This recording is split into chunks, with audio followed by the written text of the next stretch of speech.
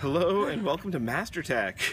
We're Cherie and Chris of Technomadia.com, and we are about to undergo a whole bunch of vintage bus restoration projects.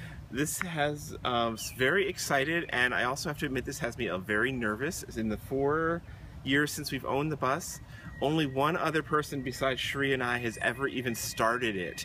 So it's like it's our baby. We're nervous parents. We decided that it's time. So we've had the bus now for 4 years this summer. And when we started off with it, we had a whole bunch of plans with what we're going to do with it to renovate it, make it more modern, make it ours. And we've been doing the project slowly over the last 4 years, adding things like solar and the batteries and interior renovation projects and a bunch of stuff like that. And it's time for the next major round. And unfortunately, this one requires us moving out of it for about 6 to 8 weeks. Apparently, you cannot actually paint a bus while living inside of it. You have toxic fumes and no windows and all the stuff stripped off. So they want us to leave. We can do that, but it's going to be hard. But so we've got big projects because, well, if we're going to paint, we might as well do more, right? Yeah. So project number one is we want to repaint it. Yes, from a distance, the paint job looks pretty good, but when you get up close, there's a lot of damage to it. It's very worn. The paint job is now over 25 years old. It just needs to be refreshed, especially if we're going to maintain Zephyr into the future. So there's some rust spots that need to be taken care of on the caps. So they're going to take care of all that for us. We spent this week looking at paint samples. There were about 50 shades of blue and white that we went through. Picked out the ones that looked the best throughout the day, different lights that we liked the best. So that's done. And then, as you can see, well, we've got problems with our awnings. Our awning fabric has finally failed, and actually, very appropriately, Zephyr was ready. Last night, the awning finally tore, and the side small awning is just hanging there.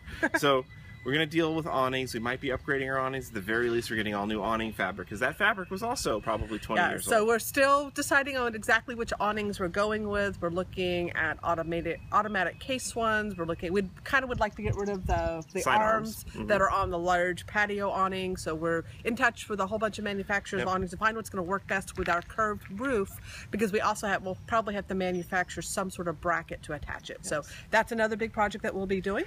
But then, now, of course, anytime we do a project, we ask Kiki what she likes, and she's had on her to-get list, she wants a private bathroom. Right now, her litter box is a performance space right at the front of the steps. As you come into the bus, we actually tuck her litter box under the driver's seat, under the front of the driver's seat when we're stopped. And that's not good for me, it's not good for her, it's not good for anybody.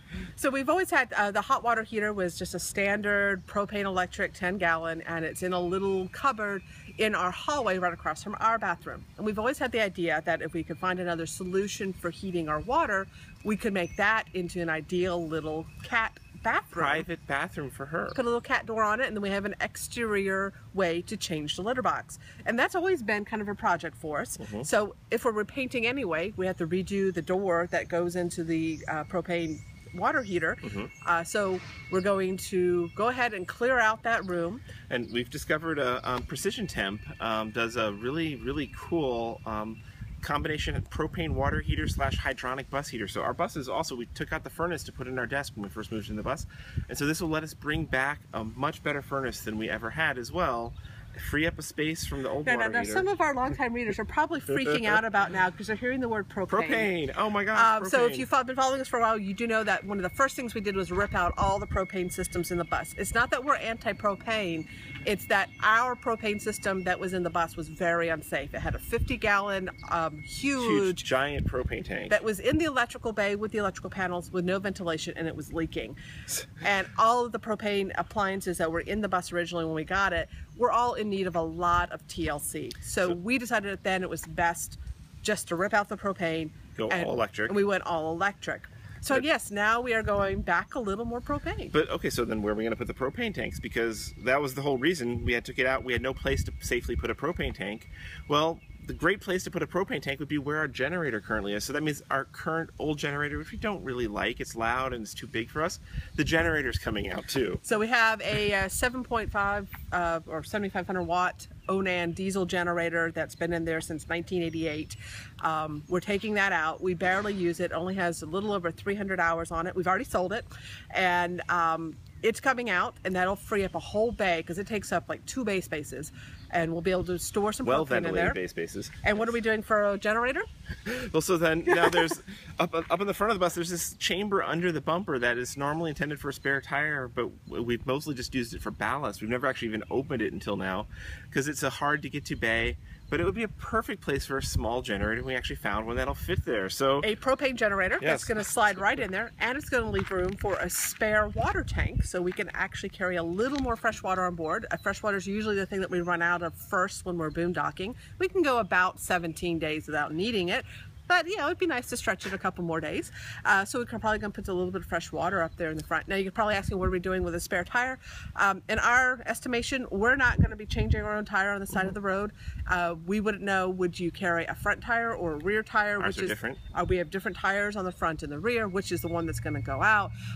So we have roadside assistance, and part of that service is they can bring us a tire that can get us through. They're going to be changing it for us anyway. So. Right. We've always, the spare tire that's been in there was probably not safe to run on anyway. It was a split tire rim. It was probably 25, 30 years old. So we've basically been without a spare tire the entire time we were on the road. So and that's been fine. Yeah, actually, for a lot of RVers, their spare tires die of age before they ever get used. So it's not a bad thing, bad idea to just trust in your luck. The small generator probably going in that spare tire bay. What was in the generator bay will now become our propane storage. Probably going to put about 50 pounds in there, and then that'll also be where lawn furniture goes. Yes, and then you know, all our windows, the seals on our windows are kind of old and cruddy, and we figured out how much it was going to cost to take our windows off and rebuild them. And it wasn't so much more to actually order all new double pane windows. So we currently have single pane windows on the bus, and we got in touch with Peninsula Glass, windows out in Vancouver, Washington, and they're the ones who did the windows that are currently on the bus. We sent them our measurements, and they taught us how to do the measurements correctly. And Master Tech here helped us take the measurements. We got a quote, and it wasn't that much more just to go ahead and upgrade to modern double pane glass windows with new screens. That's kind of where it started. Is like we're missing a screen, so we might as well get all new windows. And on one of the windows that's on there is actually plexiglass, because before we got the bus, apparently it was broken into. So we're getting all new windows. We picked out the tinting. Those will arrive here about the time, hopefully they're done painting the bus, to be reinstalled. And we're also doing some new window coverings on the inside. We love the mini blinds that came with our bus. We hate mini blinds, but the ones that came with our bus are these Princess, what are they called? Tiffany tilt blinds. Tiffany tilt is what they're called. They're amazing little mini blinds. I have not seen them anywhere modernly. They go like this, and then like that, and then like this. But when you close them, they actually create a solid pleat that gives you complete privacy. So we've actually really enjoyed them, and we really saw no reason to upgrade or change them out. But we're talking with Master Tech here, and they do a lot of MCD shades, and we did put an inquiry out on Facebook as to why people like these things. And we've decided we're putting in some day shade ones on the front of the bus to give us privacy up there.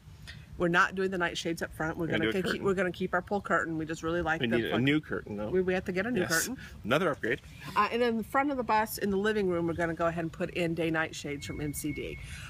And one of them we're going to actually mount backwards, so the fabric is flat on the back. The vinyl is flat on the back, and that's going to become our projector screen for watching movies in the bus. So we'll have like a 15-inch TV screen inside and then we'll have the giant 12-foot screen outside the bus that we could hang out on the outside. So there's probably going to be a lot of other little projects that happen, but those are the major ones. Gives you a rundown of what we're doing. We're managing them all remotely. And we basically spent the last week here at Master Tech coordinating and getting all the parts ordered with it, and working with Tim Klink of Master. He's the owner here, he's become a friend of ours over the last year. He's been working with us to spec this out, and we've just been trying to find the right balance for what we want to invest in the bus. And why are we doing it right now is, we honestly, at the beginning of the year, were really wondering if we were going to continue with RVing being a major part of our life. We've always thought that the RV would be our US-based mobile home. But maybe it was time to go to Thailand for 6 months. Yeah, we were seriously considering some other projects and other types of travel to mix it up more, maybe going and renting condos around the world or something like that, and parking the bus more, and then it wouldn't make sense to invest in the bus. But we really got reinvigorated this year between both launching rvmobileinternet.com, which is our internet site for helping other RVers keep connected, and that's just been so successful and so much fun to do,